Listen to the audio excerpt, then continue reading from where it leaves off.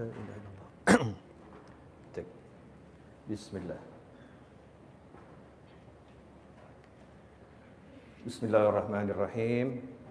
Alhamdulillahirabbil alamin. Allahumma shalli wa sallim ala sayyidina Muhammadin miftahi babi rahmatillah adada ma fi ilmillah. Salatan wa salaman daimain bidawami mulkillah wa ala alihi wa sahbihi. Allahumma shalli ala sayyidina Muhammadin salatan taftahu biha lana futuhal arifin wa tufaqihuna biha fid din wa ala alihi wa sahbihi. Assalamualaikum warahmatullahi wabarakatuh.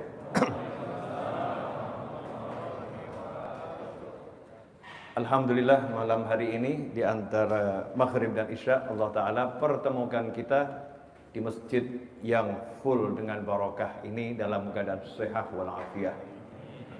Salawat serta salam semoga dapat terus kita haturkan dan persembahkan kepada pemberi syafaat kita semua, yaitu baginda Muhammad sallallahu alaihi wasallam. Kalau kita enggak banyak sholawat, maka kita akan sulit dapat syafaat. Ya, kalau enggak banyak sholawat akan sulit dapat syafaat. Karena Rasul menjanjikan SAW, siapa yang banyak sholawat maka dia layak mendapatkan syafaat. Ikhwani rahimakumullah, malam hari ini saya akan mengajak semuanya untuk membahas satu hal yang simple sebetulnya, tapi dampaknya mengerikan, yaitu tentang mengabaikan dosa yang dipandang kecil, tapi ternyata itu dosa yang besar di sisi Allah Subhanahu wa Ta'ala.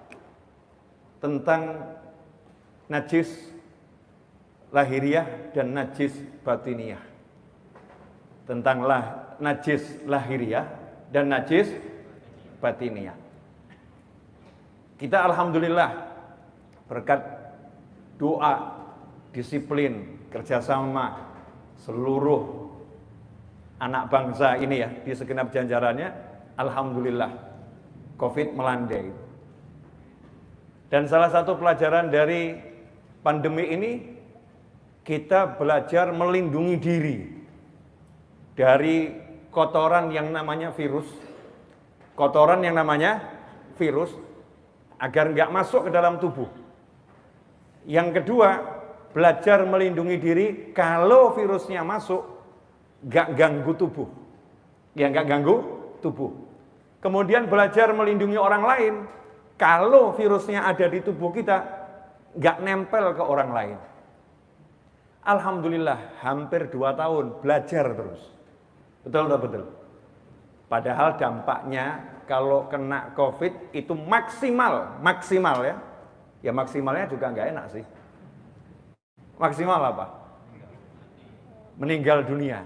Itu maksimal.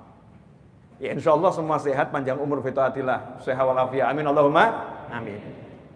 Tapi berbicara dampak maksimalnya meninggal dunia. Begitu pula sakit-sakit yang lain, dampak maksimalnya meninggal dunia.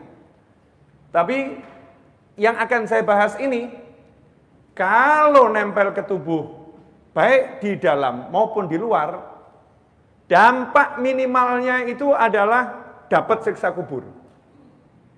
Minimalnya. Maksimalnya adalah siksa di neraka. Na'udzubillah min dzalik. Orang udah meninggal itu kan pengennya di alam barzah merdeka, bebas. Alam barzah itu luasnya Masya Allah. Dikatakan oleh para ulama, seandainya ruh kita ini dikeluarkan di alam nyata ini, maka besarnya satu ruh nggak sanggup alam nyata untuk menampungnya. Saking besarnya. Makanya Allah kasih alam barzah, alam untuk penantian, ya, transit menuju alam akhirat. Dan barzah dikatakan awal akhirat. Alam barzah itu luasnya luar biasa, kita pengen senang-senang di alam barzah. Karena itu ada namanya nikmat kubur. Kenikmatan yang Allah siapkan di alam kubur. Sebelum nanti masuk surganya Allah Subhanahu wa Ta'ala. Contoh-contoh tentang nikmat-nikmat surga ada di alam kubur, disiapkan sama Allah Ta'ala. Nah ini celakanya kalau naudzubillah min dzalik, sudah di dunia capek, cari duit susah, punya duit juga susah, Musim panas ngeluh kepanasan, musim dingin meluh kedinginan. Masuk kubur pengennya istirahat, ternyata gak bisa istirahat karena disiksa. Naudzubillah min dzalik. Berarti apa yang akan kita dengarkan bersama ini sesuatu yang harus kita perhatikan lebih dari virus corona. Harus kita perhatikan lebih dari virus-virus yang lain. Harus kita perhatikan lebih dari penyakit apapun. Karena apa? Karena ini menyangkut keselamatan kita dalam kehidupan yang abadi, kehidupan yang selama-lamanya. Kalau di dunia ini cuma sementara dan waktu setiap orang berbeda-beda. Kena penyakit, nggak kena penyakit, semua punya kontrak tersendiri terhadap dunia.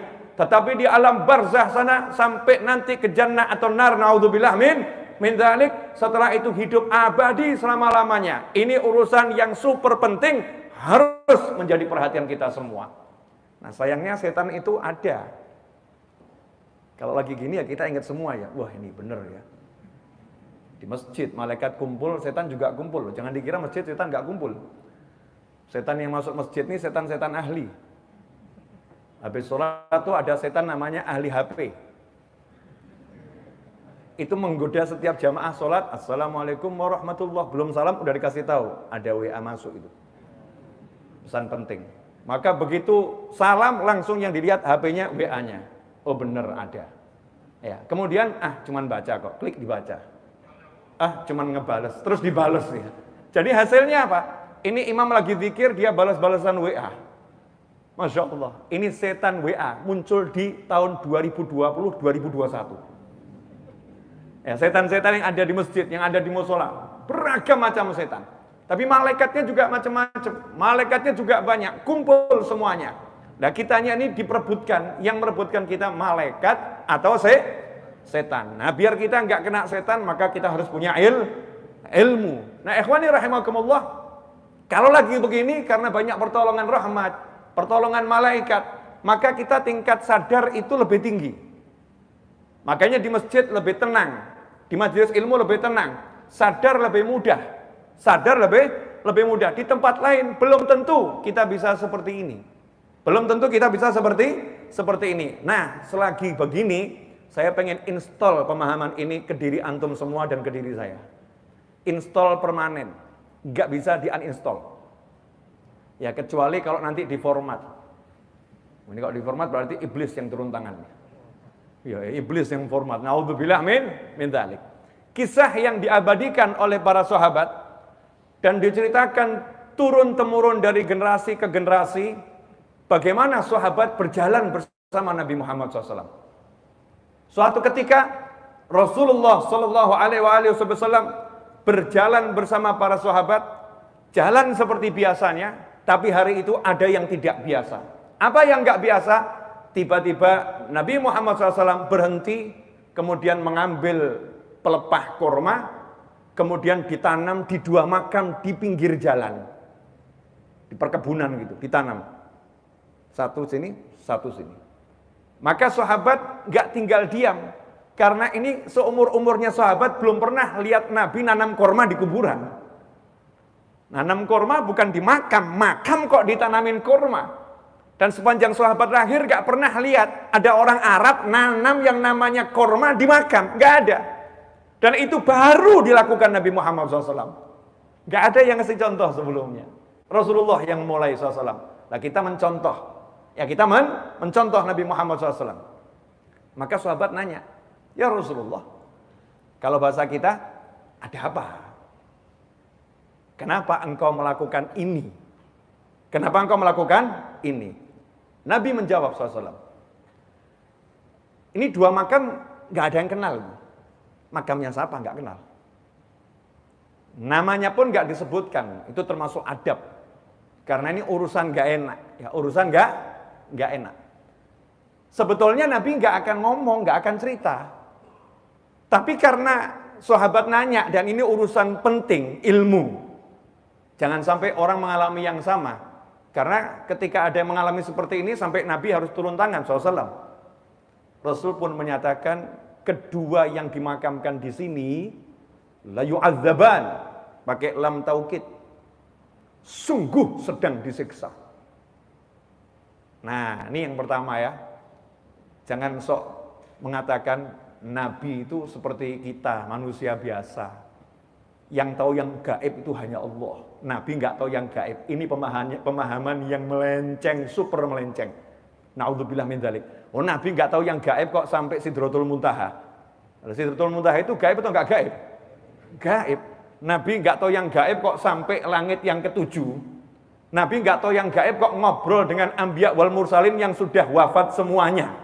Ya, di Masjidil Aqsa. Nabi katanya nggak tahu yang gaib, tetapi sudah ngomong tentang ciri-ciri kiamat dan semuanya itu terjadi satu demi satu. Itu yang gaib, nggak kelihatan.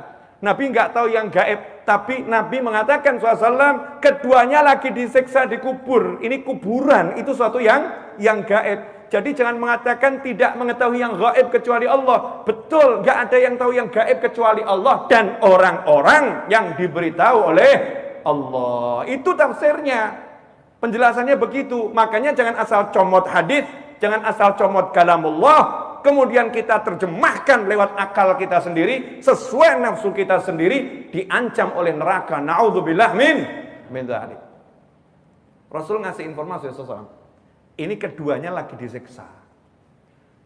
Dan disiksanya bukan karena dosa besar. Disiksanya bukan karena dosa besar. Nanya sama ulama, emang benar bukan dosa besar? Ulama jawab, maksud Nabi itu loh, bahasa Arab itu ada balaghah, ya, ada majas, ada macam-macam. Jadi jangan diambil kontekstual saja, bukan karena dosa besar, berarti ini enggak dosa besar. Bahasa Arab itu punya keindahan bahasa. Rasul mengatakan SAW, keduanya melakukan sesuatu yang dipandang oleh keduanya bukan dosa besar, tetapi di sisi Allah dosa yang sangat besar. Dipandang oleh banyak orang remeh, ini bukan dosa, tapi menurut Allah dosa yang besarnya luar biasa. Apa itu? Yang nomor satu, dia tidak bersuci dengan benar. Ini hasil dari syarah ya, bukan dari terjemahan hadisnya. Biar jelas itu. Yang satu tidak bersuci dengan benar ketika dia buang air kecil. Ketika buang air kecil tidak bersuci dengan benar. Yang satu lagi, yamshi bin namimah, suka jalan memperbincangkan keburukan orang lain demi mengadu domba antara dua orang atau lebih. Jadi misal ada fulan pergi ke rumahnya si A, ngomong kepada si A, si B itu ya, kalau di belakang kamu ngomongnya begini, padahal B nggak ngomong begitu. Dari rumah si A dia pergi ke rumah si B. Kamu nggak tahu ya, si A itu kalau di belakang kamu, gunjing kamu terus. Ngomongin keburukan kamu, di depan kamu aja kelihatannya manis. Sehingga si B mulai ragu terhadap si A mulai ragu terhadap si B. Kemudian mulai muncul benih kebencian. Akhirnya lebih-lebih jadi saling bermusuhan. Buat yang ngomong dianggap ini bukan zina, aku kan nggak zina. Aku kan nggak zina, aku kan nggak korupsi, aku kan nggak mencuri. Aku kan tidak menodai kehormatan orang lain. Aku tidak.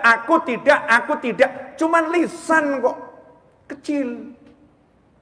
Tuh, yang zina itu dosa besar. Zina, mencuri itu dosa besar. Ini cuman mulut saya pakai. Di kepalanya begitu, namimah, mengadu domba. Apa komentar Nabi SAW? Keduanya disiksa lantaran itu. Ini sekarang yang sering terjadi, mohon maaf, afwan. Saya ini kan bisa dikatakan sopir. Hidup saya di jalanan. Dan kalau kita masuk satu tempat untuk istirahat, biasanya kan mampir ke toilet. Nah, di toilet ini, kalau kita nggak tahu ilmunya, bisa jadi sholat kita nggak ada yang sah itu. Kenapa? Karena biasanya di toilet, itu ada ember ditaruh di bawah. Embernya diisi air. Sampingnya ember itu kloset. Coba bayangkan, apa ada orang kemudian buang air seni di kloset, airnya enggak ciprat ke ember. Udah jelas embernya kecil di bawah, di samping kloset. Kemudian setelah itu kita bersuci pakai air itu. Masya Allah, namanya kita bisa menebar najis demi najis. dan lain sebagainya. Coba kita lihat kondisi toilet itu. Kalau kita punya ilmu aman. Kalau nggak punya ilmu, Masya Allah. Toilet orangnya buang hajat dengan berdiri. Alhamdulillah sampai hari ini saya nggak bisa itu. Kalau di mal-mal atau di toilet-toilet internasional itu kan ada bentuknya agak panjang ke atas gitu ya. Kemudian buka, mohon maaf nih harus dijelaskan. Krek. Ya, berjajar 5 laki-laki itu. Ya. Satu begini, satu begitu ya. Dilarang saling menoleh kan. Masing-masing khusyuk, diam semuanya. Khusyuk. Saya biasanya cuma lewat masuk ke kamar mandi. Nah itu kalau sampai kemudian nyiprat ke celana, celananya setelah itu dia ke musola buat sholat, sholatnya nggak sah. Kalau ini dia lakukan selama 10 tahun, sama dengan 10 tahun dia tidak sholat. Ngeri. Makanya ilmu tentang memahami najis ini penting. Seringkali orang belajar ke langit, muka syafah, saya bisa kasyaf, lihat jin, lihat malaikat, tapi najis nggak paham. Itu bukan lihat malaikat itu, ditipu setan matanya. Matanya ditipu sama setan, nggak paham najis. Anak-anak kita nggak ngerti najis itu apa, nggak ngerti. Anak-anak kita berlumuran najis kita nggak paham, karena kita sendiri nggak ngerti najis itu apa. Nggak jelaskan najis ini kepada keluarga, sehingga nggak tahu kondisi toiletnya bagaimana. Di dalam toilet, di dalam kamar mandi dikasih keset, kesetnya dekat sama toilet. Ketika dia buang hajat, kemudian dia siram, kemudian airnya nyiprat ke lantainya, kemudian nyiprat ke karpetnya.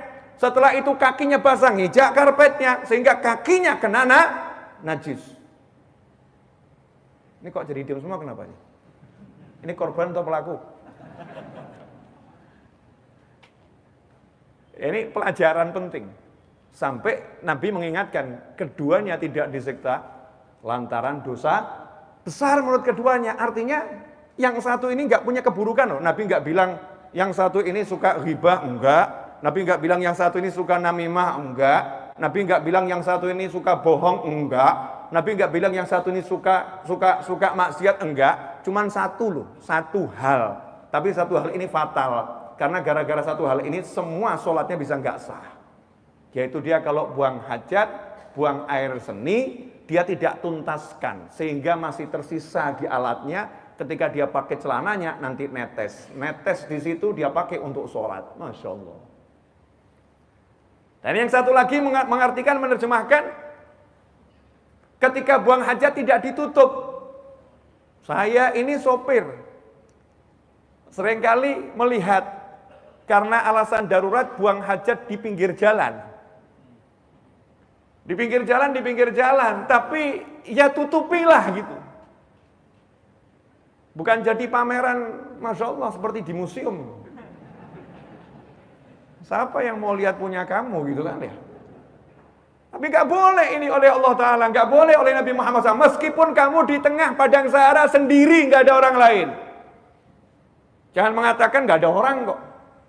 Ya menurut kamu, malaikat jijik lihat kamu, jin-jin jijik lihat kamu, kecuali yang suka. Berarti yang jelek ini yang suka. Nempel tuh nanti yang jelek-jelek, naudzubillah min dzalik. Nah ini kalau dikembangkan, banyak orang keluar dari kamar mandi di rumahnya sendiri, auratnya dibuka. Di dalam kamar buka aurat dengan alasan gak ada yang lihat. Di dalam rumah kordennya terbuka, nggak ada lihat dari luar. Tapi kalau ada orang di situ bisa lihat, berarti kamu bisa dilihat dari luar. Ini sesuatu yang nggak boleh dalam syariatnya Allah Ta'ala. Harus kamu tutup. Di kamar yang tertutup pun adabnya jangan telanjang. Nggak boleh kamu telanjang. Kenapa? Karena ada mata-mata selain mata manusia yang melihat. Ibu-ibu mau dikelonin sama jin. Masya Allah. Keluar telanjang, ada jin cowok. Lihat, cakep bener. Akhirnya dikelonin sama jin cowok tiap malam. Ngeri. Sekujur tubuhnya dijamah oleh jin, tapi dia nggak paham. Naudzubillah min dzalik.